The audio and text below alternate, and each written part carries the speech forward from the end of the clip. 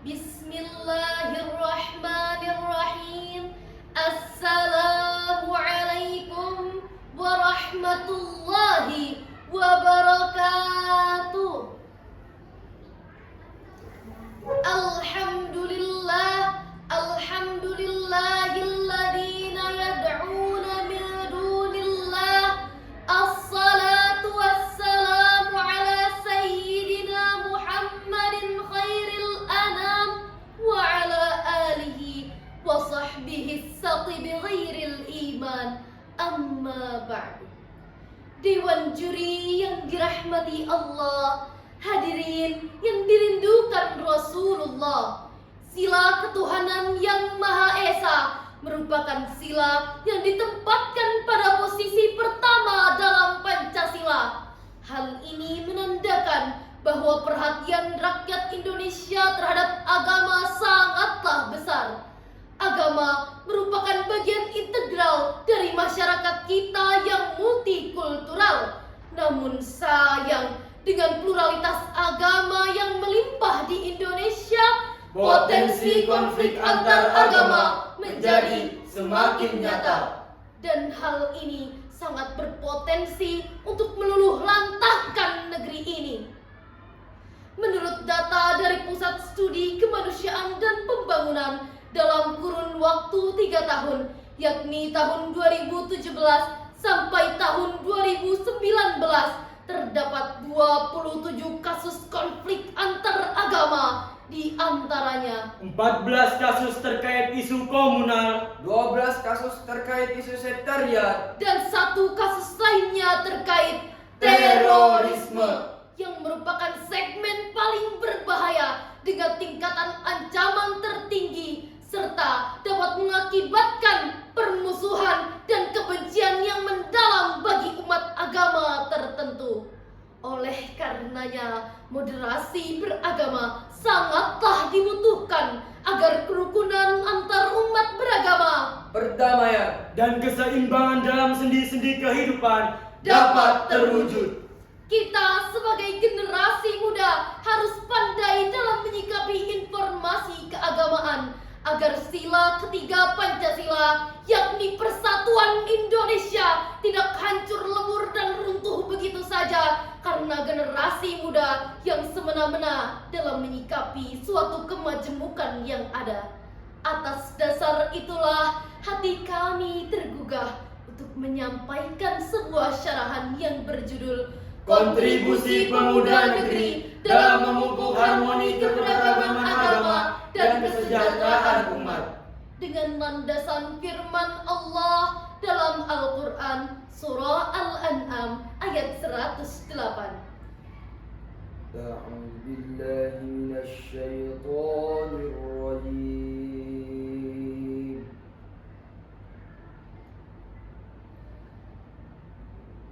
Bismillahirrahmanirrahim.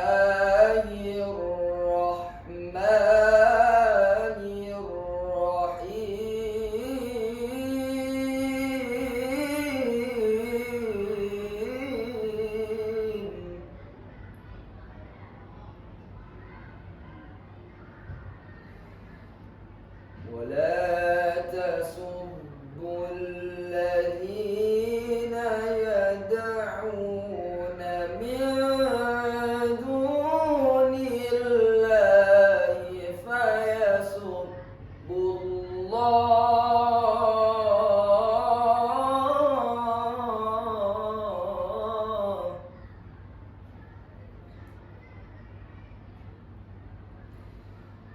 فيسبوا الله عدوا بغير علم كذلك زينا لكل أمة عملهم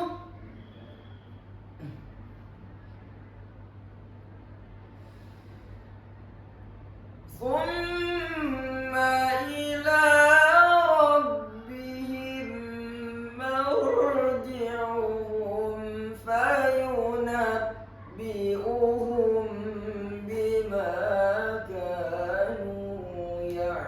ملعون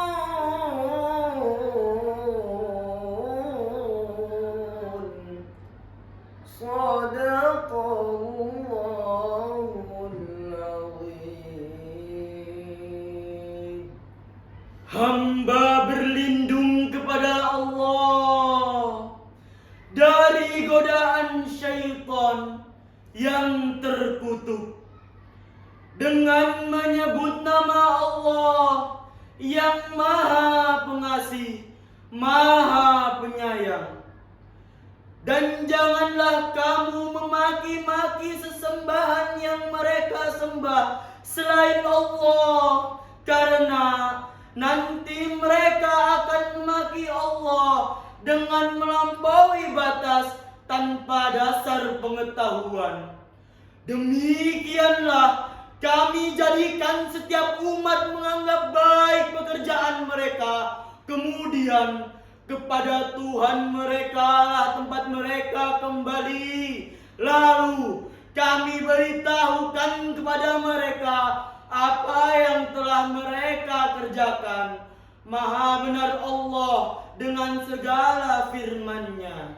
Imam Jalaluddin As-Suyuti dalam kitab tafsirnya menyebutkan bahwa asbabun nuzul ayat ini disebabkan karena umat muslim pada saat itu mencaci maki sesembahan kaum kafir. Akibat dari tindakan tersebut, kaum kafir pun berbalik mencaci, memaki, serta mencerca Allah Subhanahu wa Ta'ala dengan tujuan untuk merendahkan umat Islam. Profesor Dr. Bapak Quraisy Shihab dalam kitab tafsirnya Al-Misbah halaman 606 jilid ketiga paragraf kelima menjelaskan bahwa ayat ini melarang kita untuk mencaci dan memaki kepercayaan kaum musyrikin, karena sesungguhnya cacian dan makian tidak akan menghasilkan sesuatu yang bersangkutan dengan kemaslahatan negara. Oleh karena itu, atas dasar larangan tersebut, Al-Qurtubi dalam kitabnya Al-Jami' lil Ahkamil Quran menilai bahwa Al-Quran surah Al-An'am ayat 108 ini merupakan suatu bentuk bagian dari perdamaian. Hadirin, pemuda adalah generasi penerus bangsa. Sebagai generasi penerus bangsa, sudah sepantasnya dan sudah seharusnya kita dapat memberikan solusi dan dapat merespon dengan baik gejala sosial yang tidak sesuai dengan pengembangan norma di masyarakat. Jika terjadi suatu permusuhan antar agama, disinilah peran pemuda sangat dibutuhkan untuk memperbaikinya. Namun, Mencegah lebih baik daripada mengobati. Kita sebagai generasi muda harus mencegah agar konflik antar agama tidak terjadi dengan tidak memulai terlebih dahulu permusuhan terhadap agama lain dan tidak memaksakan kepada mereka agama dan kepercayaan yang kita anut. Selain itu juga, memaksa manusia untuk beriman kepada Allah bukanlah sesuatu yang dianjurkan olehnya. Sebagaimana kalam Allah dalam Al-Quran surah Al-Baqarah ayat 256. أعوذ بالله من الشيطان الرجيم.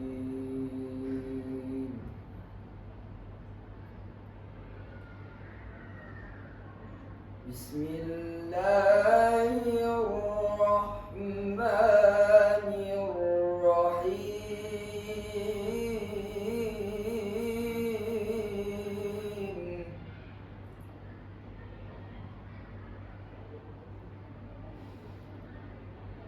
لا إكراه في الدين قد تبين الرشد من الغي، فمن يكفر بالطاغوت ويؤمن بالله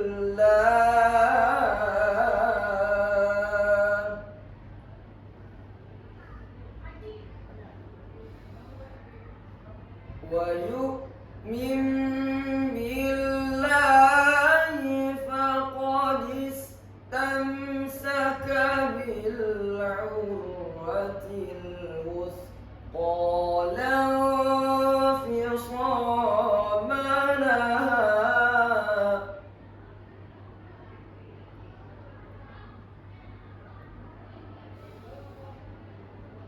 Wallahu sami'un alim.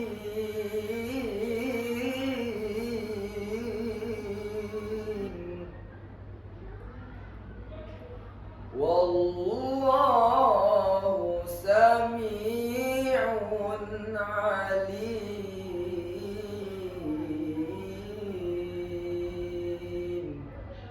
Sadaqallahul azim. Hamba berlindung kepada Allah dari godaan syaitan yang terkutuk dengan menyebut nama Allah yang Maha Pengasih, Maha Penyayang. Tidak ada paksaan dalam menganut agama Islam. Sungguh telah jelas jalan yang benar dari jalan yang sesat. Siapa yang ingkar kepada tagut dan beriman kepada Allah, sungguh telah berpegang teguh kepada tali yang sangat kuat yang tidak akan terputus. Allah Maha mendengar lagi Maha mengetahui. Maha benar Allah dengan segala firman-Nya. Imam Ismail bin Umar Al-Quraisy bin Katsir menyebutkan bahwa ayat ini melarang kita untuk memaksakan seseorang untuk masuk kepada agama Islam, karena sesungguhnya agama Islam itu sudah nyata, terang, dan gamblang bukti-bukti serta dalilnya. Maka dari itu tidak perlulah kita memaksa orang lain untuk memeluknya. Biarlah Allah yang memberikan mereka hidayah untuk memeluk agama Islam. Ibnu Abbas berkata, ayat ini turun kepada seorang Ansor yang memiliki kedua orang anak, dan kedua orang anaknya menganut agama Nasrani. Lalu orang tersebut memaksa anaknya untuk masuk kepada agama Islam dan untuk mempercayai Allah. Namun kedua anaknya menolaknya dan tetap berpegang teguh kepada ajaran agama Nasrani. Lalu turunlah ayat ini. Hadirin sekalian, kedua ayat yang telah kami bacakan dan kami sampaikan merupakan ayat yang memerintahkan kita semua dan mengajak kita semua untuk menjaga perdamaian dan memutuskan perselisihan. Dan kita sebagai generasi muda harus berkontribusi dalam hal tersebut, agar kerukunan akan selalu menjalar dalam kehidupan kita, di masyarakat kita, di negeri kita tercinta, Indonesia. Pemuda bangsa harus berkontribusi dalam mempersatukan negeri ini.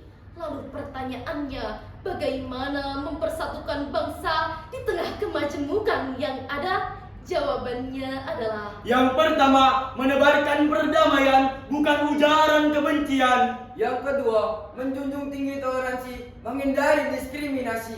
Dan yang ketiga, Semangat hidup bersama dengan moderasi beragama. Pemuda adalah agen perubahan yang sangat berpengaruh dalam mempromosikan toleransi dan kerukunan di masyarakat. Dengan kontribusi yang positif, kita para pemuda dapat menghasilkan lingkungan yang mendukung hak asasi manusia dan kesejahteraan sosial. Selain itu juga, kita juga dapat menggunakan teknologi sebagai sarana dan media untuk menyebarkan hal-hal positif. Dengan tekad dan komitmen yang kuat, kita para generasi muda dapat membawa perubahan yang besar dan membawa bangsa ini menjadi lebih harmonis dan sejahtera untuk semua. Karena sebagaimana yang telah kita ketahui, Subhanul Yaum Rijalul Ghad. Pemuda hari ini adalah pemimpin yang akan datang. Hadirin sekalian, kita para pemuda adalah pemegang tonggak kepemimpinan di masa yang akan datang, yang harus menjaga kerukunan. Karena sesungguhnya pemegang kepemimpinan itu adalah generasi muda. Siapa kita? Generasi muda. Siapa kita? Generasi bangsa. Siapa kita? Pemimpin masa depan. Wahai generasi muda, calon pemimpin masa depan, janganlah kalian berpecah karena berbeda keyakinan. Bersatulah karena kita kaya akan keberagaman. Dalam perbedaan kita temukan kekuatan. Bersama kita jalin perdamaian sepanjang zaman. Demikianlah yang dapat kami sampaikan. Untuk mengakhiri syarahan kami, izinkanlah kami membacakan sebuah pantun kepada Dewan Juri yang arif dan bijaksana. Jalan-jalan keliling kota Jakarta, jangan lupa membeli buku di Pasar Kuitang. Wahai Dewan Juri yang tercinta, sampai jumpa di JMC yang akan datang. Kurang lebihnya mohon maaf. Wabillahi taufiq wal hidayah. Wassalamualaikum warahmatullahi wabarakatuh.